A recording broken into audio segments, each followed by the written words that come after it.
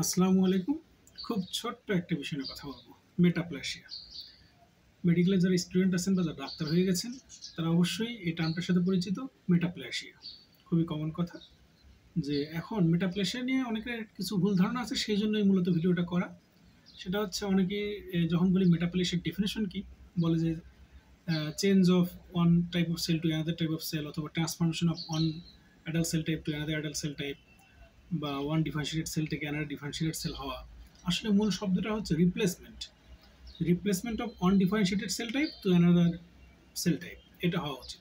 এখন নেটে অনেক জায়গাতেই দেখবেন এই ট্রান্সফরমেশন আছে কোথাও, তো অনেকে বলে ফেলেন, আসলে শব্দটা খেয়াল করেন না। ট্রান্সফরমেশন, রিপ্লেসমেন্ট, চেঞ্জ একই রকমের শব্দ মনে হলেও আসলে কিছু পার্থক্য আছে। ট্রান্সফরমেশন যেমন আমরা এই যে রিসেন্টলি আলোচনা হচ্ছে ট্রান্সজেন্ডার, মানে কি, সে একটা জেন্ডার আছে, সেখান থেকে ট্রান্সফর্ম হয়ে লোকটা সেই থাকলো, জেন্ডারটা চেঞ্জ হইলো।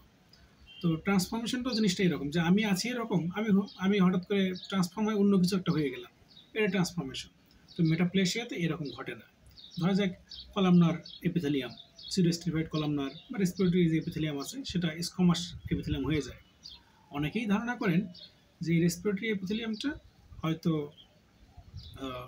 শুধু চেঞ্জ হয়ে স্কোমাস হয়ে গেছে। ব্যাপারটা আসলে তা নয়। রেসপিরেটরি এপিথেলিয়াম যেটা অলরেডি ডিফারেন্সিয়েট হয়ে গেছে, সেটা নতুন করে চেঞ্জ হবে না, সেটা চেঞ্জ হওয়া সম্ভব না, এর ফেনোটাইপ চেঞ্জ হবে না। তো চেঞ্জ হতে হলে কী করতে হবে, যে রেসপিরেটরি ট্র্যাক্টে যে কী বলে স্টেম সেল যেগুলো আছে, রিজার্ভ সেল যেগুলো আছে, সেগুলো থেকে নতুন করে জিনোটাইপিক চেঞ্জ হয়ে নতুন করে ডিরেকশন হবে, নতুন করে ওই স্টেম সেল থেকে নতুন করে স্কমাস সেল ডেভেলপ করবে। এমন না যে একটা রেসপিরেটরি ট্র্যাক্টের যে সিলিয়েটেড কলামনার সেল আছে সেটা চেঞ্জ হয়ে স্কমাস আসবে, না, সেটার পরিবর্তে সেখানে রিপ্লেসমেন্ট হবে, ওই স্টেম সেল থেকে তৈরি হবে আরেকটা স্কমাস সেল।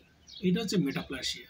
মেটা মানে কি, এই যেমন ফেসবুকে যে মানে মাদার কোম্পানির নাম দিয়েছে মেটা, মেটা মানে হচ্ছে চেঞ্জ, যেটা পরিবর্তন হয়। প্লাসিয়া মানে গ্রোথ, আমরা জানি, যেমন হাইপার প্লাসিয়া, হাইপার মানে এক্সেস, প্লাসিয়া মানে গ্রোথ, এরকম। হাইপোপ্লাসিয়া মানে কম গ্রোথ, মেটাপ্লাসিয়া মানে চেঞ্জড গ্রোথ, মানে চেঞ্জ হয়ে যাবে।